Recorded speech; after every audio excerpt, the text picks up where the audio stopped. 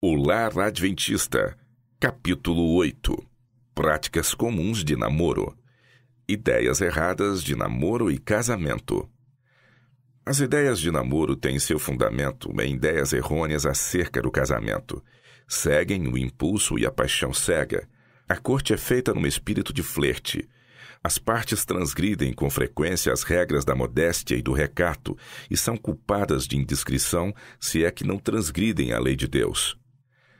O elevado e nobre e sublime desígnio de Deus na instituição do casamento não é discernido. Portanto, as mais puras afeições do coração e os mais nobres traços de caráter não são desenvolvidos. Nenhuma palavra deve ser proferida, nem uma ação praticada, que não queirais que os santos anjos contemplem e registrem nos livros do alto. Deveis ter em vista unicamente a glória de Deus. O coração só deve ter a afeição pura, santificada, digna dos seguidores de Jesus Cristo, exaltada em sua natureza e mais celeste que terrena. Qualquer coisa diferente é aviltante, degradante no namoro, e o casamento não pode ser santo e honroso aos olhos de um Deus puro e santo, a menos que seja segundo os exaltados princípios bíblicos. A juventude confia demais no impulso.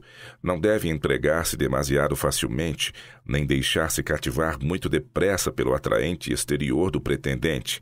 O namoro, tal como é seguido hoje, é um artifício de engano e hipocrisia, com o qual o inimigo das almas tem muito mais que ver do que o Senhor.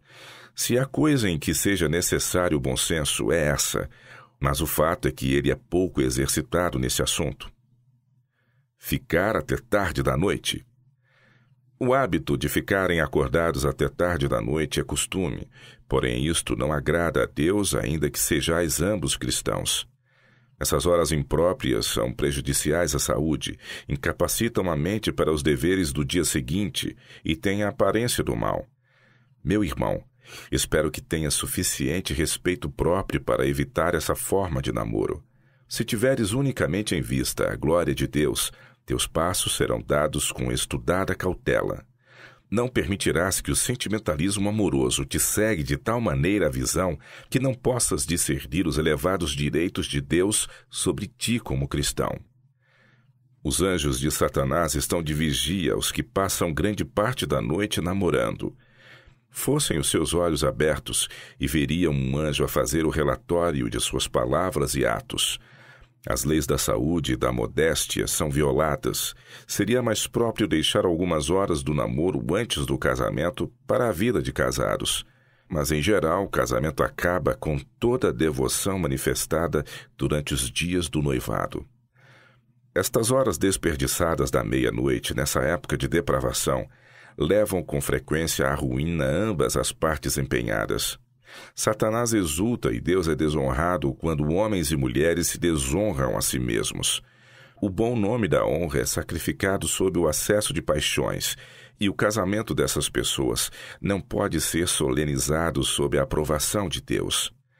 Casaram-se porque a paixão os impulsionou, e quando a novidade do fato houver passado, começarão a compreender o que fizeram. Satanás sabe exatamente com que elementos tem de tratar e emprega sua infernal sabedoria em vários ardis, a fim de enlaçar almas para a ruína. Observa cada passo que se dê e faz muitas sugestões, e muitas vezes estas sugestões são seguidas de preferência ao conselho da palavra de Deus. Essa rede perigosa, bem tecida, é habilmente preparada para apanhar os jovens e desprevenidos. Pode achar-se muitas vezes disfarçada sob um manto de luz, mas os que se tornam suas vítimas traspassam-se a si mesmos com muitas dores. Em resultado, vemos ruínas humanas por toda parte. Brincar com corações. Brincar com corações não é um crime de pequena magnitude aos olhos de um Deus santo. E, todavia, alguns mostrarão preferência por moças e lhes despertarão as afeições, e depois vão-se embora e esquecem tudo quanto disseram e o efeito que isto causou. Um novo rosto os atrai, e eles repetem as mesmas palavras, dispensam a outra as mesmas atenções. Esta disposição se manifestará na vida de casados. A relação conjugal não torna sempre firme o espírito volúvel, constante o que vacila e fiel aos princípios.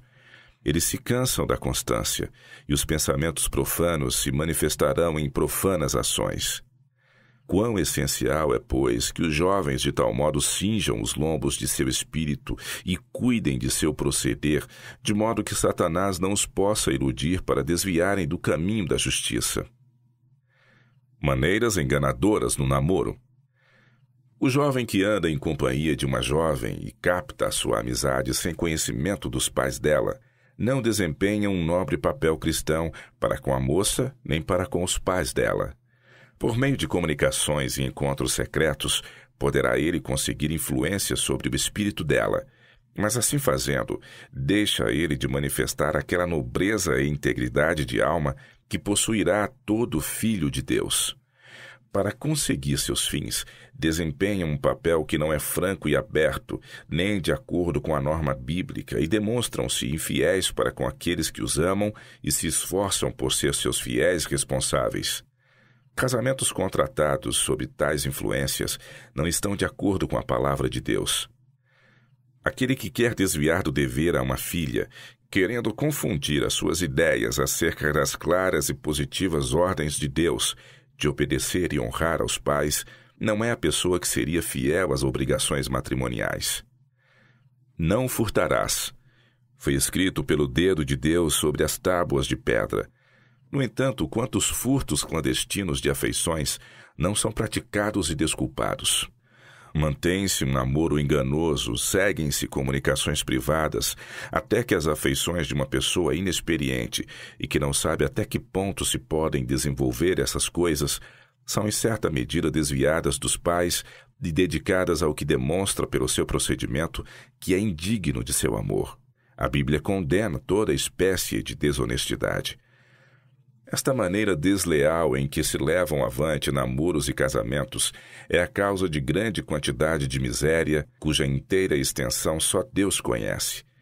Nesse Recife, milhares sofreram naufrágio da alma.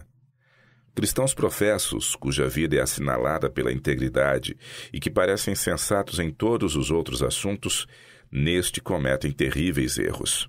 Manifestam uma vontade firme, resoluta, a qual a razão não pode mudar. Tornam-se tão fascinados pelos sentimentos e impulsos humanos que não têm o desejo de examinar a Bíblia e entrar em comunhão íntima com Deus. Evitar o primeiro passo. Quando se transgride um dos mandamentos do Decálogo, são quase certos os passos em descida. Uma vez removidas as barreiras da modéstia feminina, as mais baixas licenciosidades não parecem excessivamente pecaminosas. Ai, que terríveis resultados da influência da mulher para o mal se podem hoje testemunhar no mundo. Pelas seduções das mulheres estranhas, há milhares encarcerados nas celas das prisões. Muitos tiram a própria vida e outros tantos tiram a vida do próximo. Quão verdadeiras as palavras da inspiração! Os seus pés descem à morte, os seus passos firmam-se no inferno. Acham-se colocados a todo lado no caminho da vida faróis de advertência, a fim de impedir os homens de se aproximarem de terrenos perigosos e proibidos. Não obstante, multidões preferem o caminho fatal, contrário aos ditames da razão, sem consideração para com a lei de Deus e em desafio à sua vingança. Os que quiserem conservar a saúde física, vigor intelectual e moral sã, precisam fugir dos desejos da mocidade. Os que fizerem zelosos e decididos esforços para combater a impiedade que levanta a cabeça ousada e presunçosa em nosso meio, são odiados e difamados pelos malfeitores, mas serão honrados e recompensados por Deus. Semear joio, ceifar amarga colheita. Não deveis pôr em risco a vossa alma semeando joio. Não vos podeis permitir descuidos quanto aos companheiros que escolheis. Um pouco de tempo passado a semear vossos joios, queridos amigos jovens, produzirá uma colheita que vos amargará a vida inteira. Uma hora de reflexão, o ceder à tentação uma única vez, poderá dirigir o curso de vossa vida na direção errada. Não podeis ter senão uma juventude. tornai-a proveitosa. Havendo uma vez passado pelo caminho, nunca mais podereis volver para retificar os vossos erros. Aquele que se recusa a ligar-se com Deus e se coloca no caminho da tentação, certamente cairá. Deus está a provar cada jovem. Muitos têm desculpado seu descuido e irreverência com o mau exemplo a eles dado por professos cristãos de mais experiência. Mas isto não deve deter ninguém de proceder corretamente. No dia do final ajuste, não apresentareis estas desculpas que hoje dais.